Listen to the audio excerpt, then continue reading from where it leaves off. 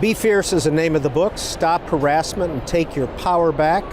Gretchen Carlson is the author.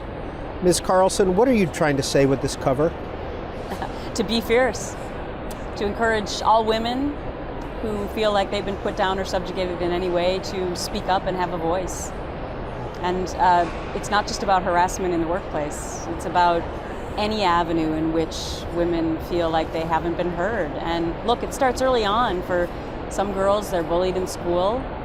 Then we move on to college and we have a huge problem with campus assault and date rape. And then we move into the workplace and many of us are confused and surprised to find out that we're not necessarily always treated equally there with regard to pay inequity in other areas. And unfortunately, many of us will also be harassed. And so the book is really about empowering women in all aspects of their life and sharing my life lessons and what's happened to me along the way, but also what we all need to do to join this movement together, to be fierce and to take back our power. It was pretty well publicized that you left Fox. Can you tell us why? Yeah, I can't talk specifically at all about my case because I reached a settlement and that's the nature of settlements. But what really inspired me to write this book was that I heard from thousands of women across this country immediately after that happened. And you know, when I jumped off the cliff by myself last July, I had no way of knowing if there was going to be any kind of a safety net at all. And what really buoyed me were hearing from all these women. They were sharing with me their own personal stories of sexual harassment. Many of these women had never told anyone else, but they felt like they could trust me. They knew that I would get it. And I started printing off all of these stories in my home office, and there were thousands of them. And I said to myself, I need to do something with this. And that was really what the birth of the book was. It was giving a voice to the voiceless. And what's been amazing in this process is that so many of these women have felt victorious through me. They never had their stories heard in so many cases. And they feel that the public plunge that I took was a victory for them as well. I think I read in this preview, 70% of women have experienced some type of harassment? That would be a low figure. You know, so when I go and speak in front of thousands of people, I ask them to raise their hands. And unfortunately, in 2017, almost every single woman still has a story. I mean, it's unbelievable to me. We think that we've come so far. And, you know, I have two children. They're 14 and 12. And look, I really want to change this for them. And I know so many parents across the country don't want to fathom the idea of their daughter going to work and having to face something like this. So this is really about coming together and deciding how we're going to fix this problem. And the book explores so many different angles about how we're going to do that. From talking about how we need men to help us, from talking about parents, let's take a pledge together to raise our kids with gender neutrality and empower both girls and boys.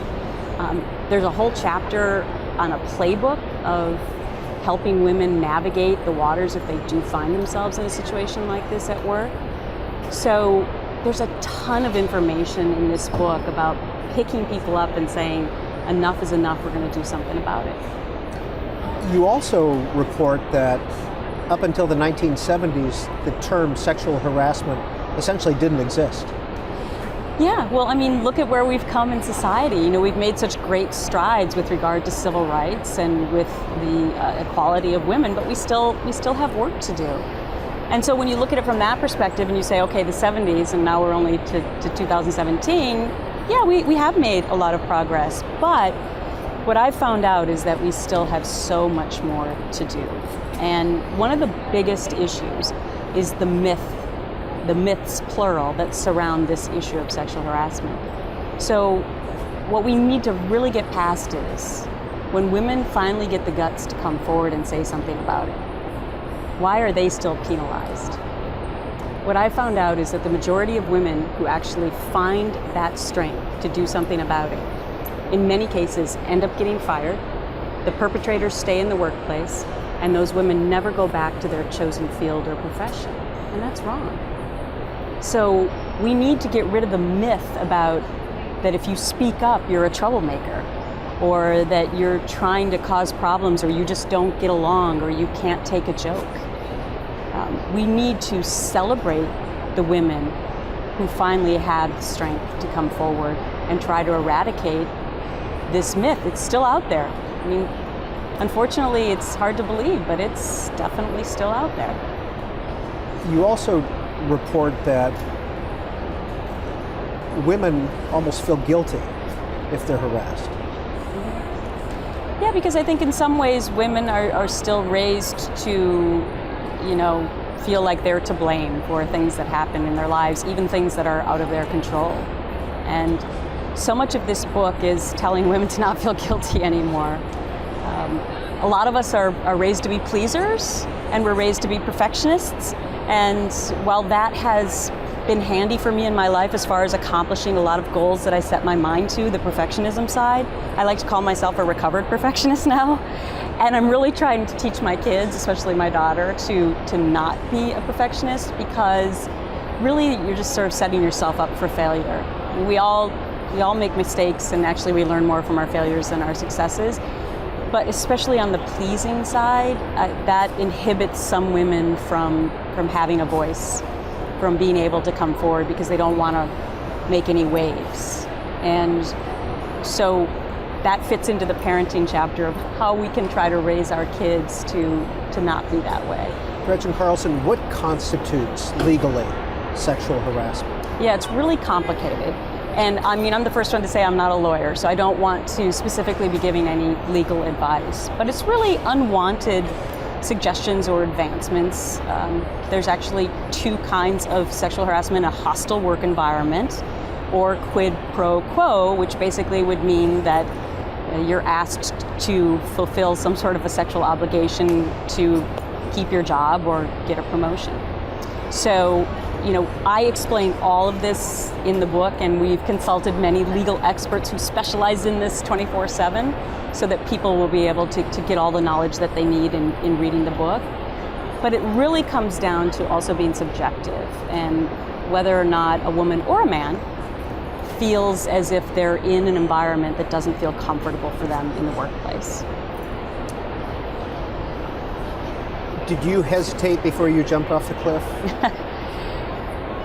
Yeah, I can't really talk extensively about any of my feelings, other than to say that the most important thing for me was my children, and making sure that they would fare okay in all of this. When the final copy of this book comes out in October, will it include some of the women that you heard from during your... Extensively, it will include, and here's the interesting thing. Sexual harassment is pervasive in all different walks of life. So I interview fast food workers, I interview Wall Street bankers, I interview politicians currently serving who are being sexually harassed. I interview accountants, I interview doctors. I mean, it runs the gamut. Teachers. That was what was so astounding to me when I started hearing from all of these women, was that it wasn't just like it was in a couple of professions. It's everywhere. And I think that's why so many women have felt courageous in hearing my story, because mine was so public, and maybe theirs never was. But again, they felt that power in my voice. They felt a victory that they might have never had. People stop you on the street to tell you their stories. They do. In my unscientific study in New York City, actually more men stop me than women. And I take great pride in that. And what would the men talk about? They most often want to shake my hand and say, "Thank you for doing this for my daughters, for my granddaughters, for my niece." I think if men have children, and specifically daughters, they are very grateful, because it goes back to what we were talking about earlier. Who wants their child to eventually go through something like this? Nobody wants that. And that's why we all need to be invested in this issue. You opened this preview, and this is just a preview of the book coming out in October. Go back to Minnesota and shut the hell up. Gretchen needs to let it go. She brought it on herself. Grow up, move on, stop whining. Gretchen, your show sucked.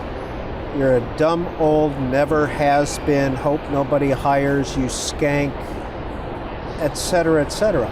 It's my Twitter feed and my Facebook posts. Yeah, it comes with the territory. Is it hard not to take those seriously? No, listen. Hard to feel those, I should say? Well, yeah, everyone's human, right? But luckily for me, I developed thick skin a long time ago because also in my past resume of life, I was a Miss America. And having gone through that experience, it was almost as if my resume of being valedictorian and graduating from Stanford and going to Oxford, it's almost like all that evaporated the minute I became, oh, and by the way, I was also a classical violinist. So I had to learn early on when I was 22 years old how suddenly people just attack you and don't like you for no apparent reason. And I remember going to my father and saying, Dad, especially coming from Minnesota, which you understand the Minnesota nice thing, why do people not like me just because? And he gave me advice that I think about every single day, and it's been very helpful in the last year, which is you try to accumulate as many people as possible who feel positive about you. And you keep trying with those who don't.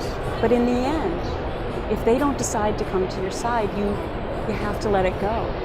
And that advice has been paramount to my life in the last year.